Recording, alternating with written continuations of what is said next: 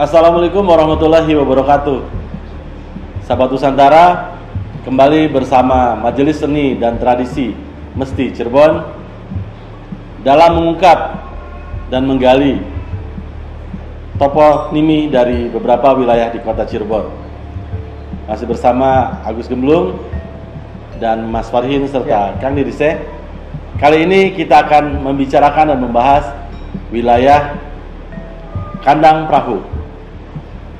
Mas, kenapa disebut Kandang Prahu, Mas? Nah, ini merupakan satu keanehan bagi beberapa orang. Karena kok ada wilayah yang jauh dari pantai, jauh dari laut, kemudian dinamakan Kandang Prahu.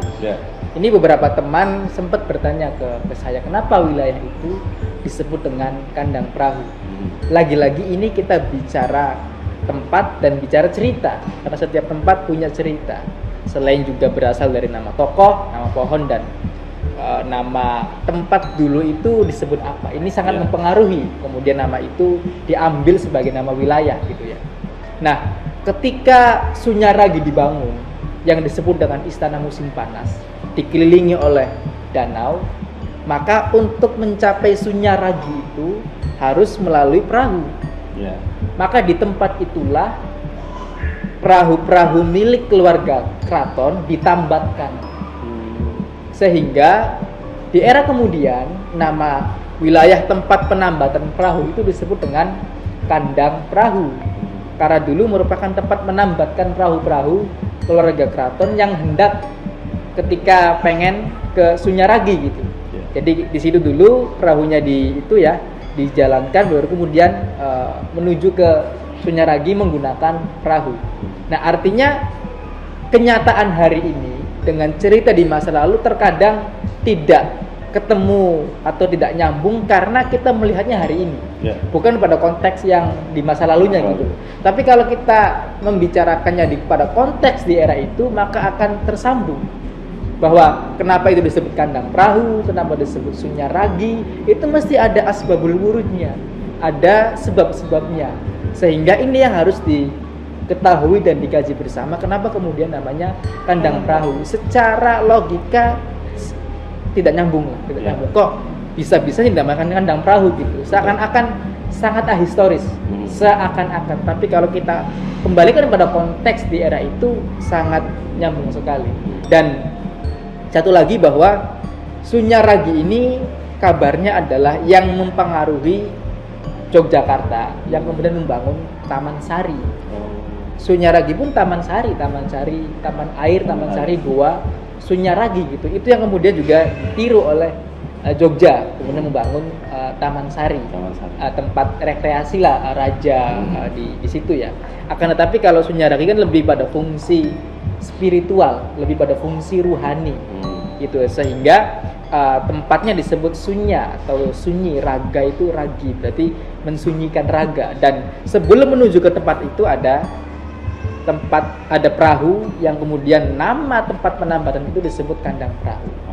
Sederhananya begitu. Nah, Kang Didise, itu kalau dilihat dari penambatan perahu ada danau sekeliling Sunyaragi. Nah, yang menghubungkan itu apakah ada sungai yang membelah ke situ atau seperti apa, Kang? Sistem drainase saat itu tentu berbeda dengan yang kita saksikan Sunyaragi sekarang ya. Itu ada bekas saluran-saluran lama dan itu buatan, walaupun ada beberapa mata air yang itu pun sudah tidak lagi berfungsi karena banyak kerusakan. Nah,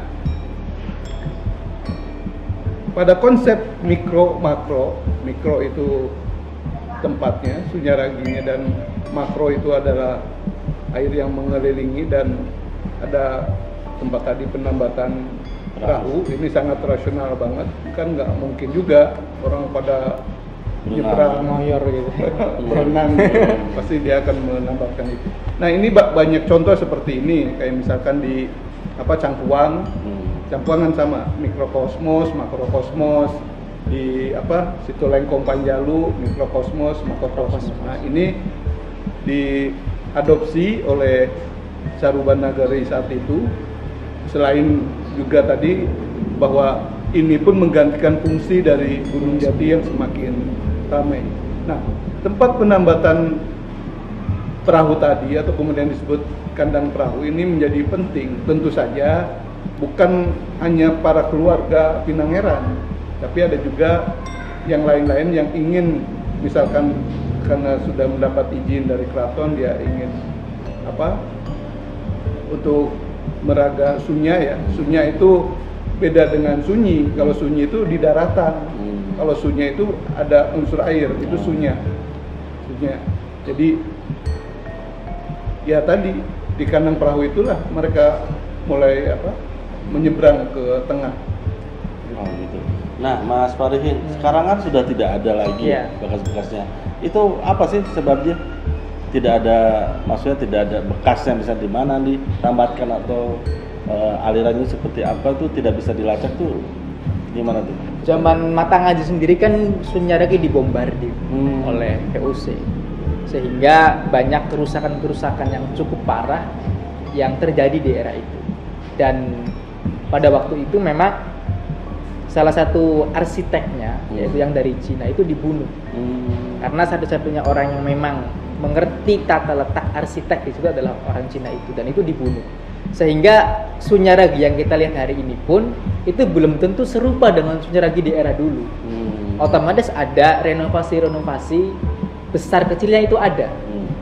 Nah, terkait dengan danaunya kemana, yaitu sudah hilang gitu, karena mengering. Dan di era VOC karena mereka seenaknya sendiri, ditambah lagi dengan penjajahan kolonial Hindia Belanda, yaitu kemudian mempengaruhi perubahan-perubahan yang terjadi. Karena Belanda itu, kolonial Hindia Belanda itu banyak menutup sungai-sungai, banyak menutup sungai-sungai, dan itu otomatis untuk keperluan mereka gitu di era itu.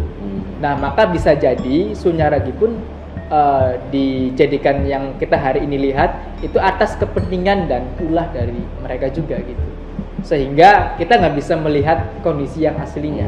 Dan kalau kita jangankan di Sunyaragi lah, beberapa jalan yang kita lewati kayak di CSB, di Talang, itu kan sungai, banyak sungai-sungai yang diuruk gitu. Ada kali Bacin di situ. Di CSB ada sungai yang kemudian dijadikan jalan, sehingga aliran sungai yang harusnya itu lancar itu terhambat.